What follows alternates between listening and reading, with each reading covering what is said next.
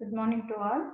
My name is Rani, working as Assistant Professor in EC Department, Guntur Engineering College. Today I am going to discuss about Cmos dynamic electrical behavior. So this dynamic electrical behavior comes in existence when the input and output states are in changing condition.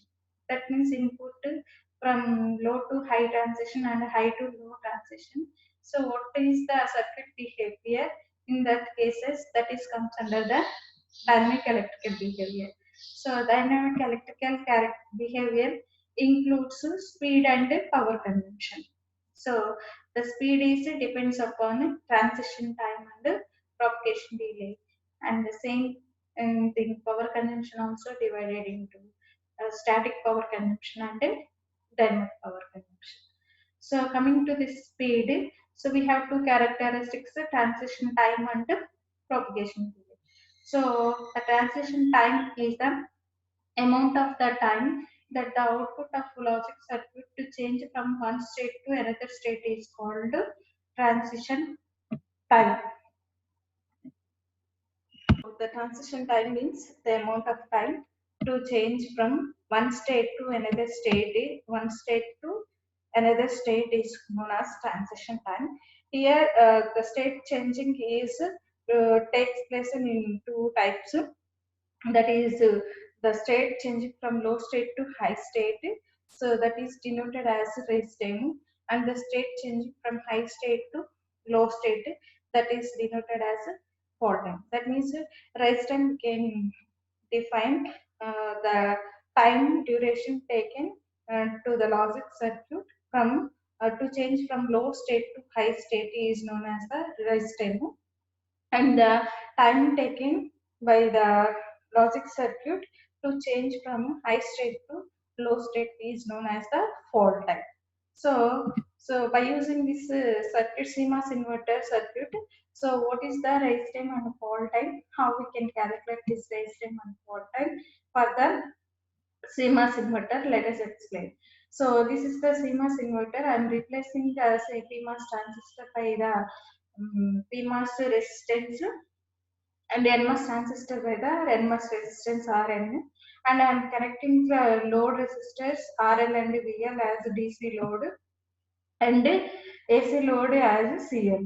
So this in this steady state dynamic electrical characteristics, so DC conditions are negligible. That's why I am removing this RL and VL.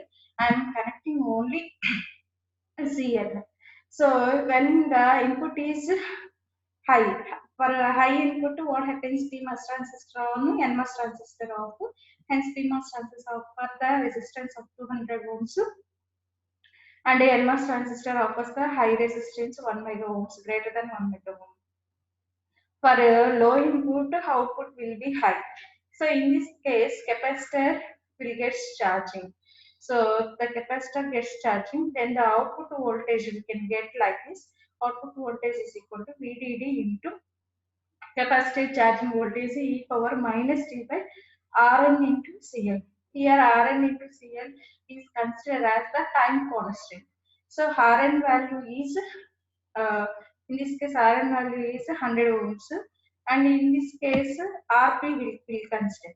So for low input we will take the Rp, for high input we will take the Rn. So for high input I am considering, so that's why I am taking as Rn 100 into 100 into 10 power minus 2. It's 100 picofarad Cl value. That's why Rn is 100 and Cl is the 100 into 10 power minus 12, which gives the 10 into 10 power minus 9 as a time constant. So for the high input. So let us see the rise time and fall time. So now I am going to explain the fall time. Fall time means the amount of time taken from high state to low state. So how much time is taken to drop from high state to low state is known as the fall time. So in this fall time calculation, I am taking fall time constant, time constant as RC. So that is known as the 10 into 10 power minus, which can get to from this, from here, 100 into 100 into 10 power minus 12, 9, minus 12, which gives the 10 into 10 power minus 9 as a time constant. And I'm calculating the raise time in between 1.5 volts and 3.5 volts. So here the time fall time at this voltage 1.5 is considered as a T 1.5. In this case, minus Rn into Cl is nothing but minus 10 into 10 power minus 9 Ln. Here V out means 5 volts. So that 5 volts I'm considering. So here 5 volts means V out means 1.5. So the voltage at this point is known as 1.5. By VDD is supply voltage 5 volts. So if we calculate this fall time, we can get 12.4 nanoseconds, 0.4 nanoseconds. For the time constant for this 3.5 volts, we can get minus 10 into 10 power minus 9 Ln. V out here is 3.5 volts.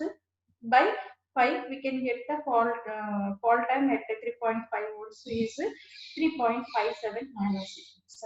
So the time difference between this 1.5 volts and the 3.5 volts gives the fall time matrix. So the fall time is equal to time at 1.5 volts minus time for 3.5 volts gives the 12.04 nanoseconds minus 3.57 nanoseconds, which gives the 8.5 nanoseconds. So similarly, we can calculate the rise time. Rise time means the time duration to change from low state to high state. So in this case also, I am taking the time at 1.5 volts and the time at 3.5. Why we are taking in between 1.5 and 3.5? So why? Because CMOS inverter, for CMOS logic, the voltage between 1.5 and 3.5, beyond 1.5 only, below 1.5 only it considered as logic 0, above 1.5 it is not considered, and above 3.5 also we will consider it as logic 1, and below 3.45 also it is not. So the time taken from this 1.5 is in the 3.5, the reason behind that is that thing only. So I calculate the so in this case, capacitor gets discharging, hence the output voltage we can get like this VDD into e power minus T by RP by RCL. So that is VDD here is 5 minus 1 e power minus T 200 into 100 into 10 power minus 1.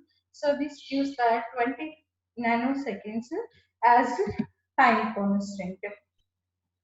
For this time for 1.5 or T 1.5 is equal to minus RC. RC means 20 into 10 power minus 9. VDD means 1.5, 5 minus 1.5. VDD minus V out. So VDD is 5. V out is 1.5 volts. By VDD is 5. So if we calculate this value, we can get the 7.313 nanoseconds. So similarly, time at 3.5 volts gives 20, minus 20 into 10 power minus 19 ln 5 minus 3.5 by 5 gives 24.08 nanoseconds. The time difference between 3.5 volts and 9.5 volts gives the rise time. So that rise time is given as 17 nanoseconds. Like this, we can calculate the rise time and fall time. So the total combination of this rise time and fall time gives the transition time. So the next factor in the speed is the propagation delay. So propagation delay means if you give the amount of time it takes to change the input signal to produce the change in the. If you give the input signal, how much time it takes to produce in the output, that time is known as the propagation delay.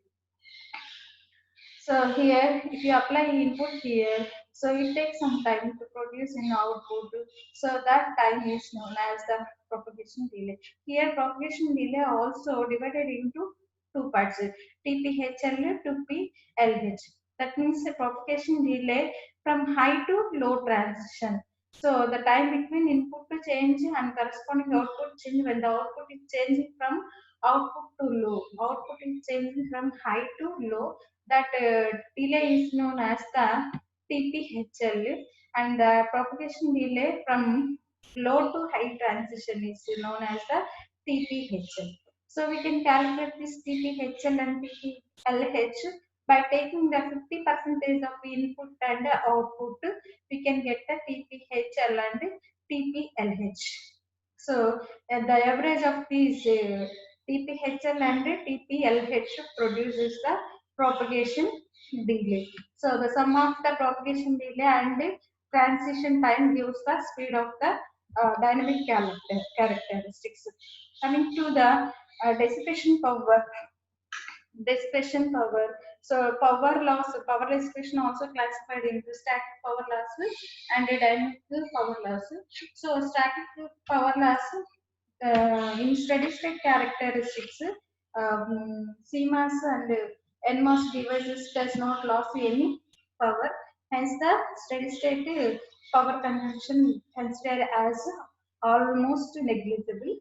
So, for calculating the dynamic power consumption, so dynamic power consumption again classified into two types: transition power and dynamic power.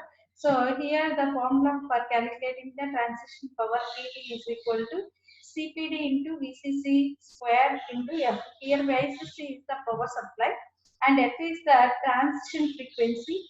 CPD is the power dissipation capacitance and VT is the internal power dissipation considered as the transition power.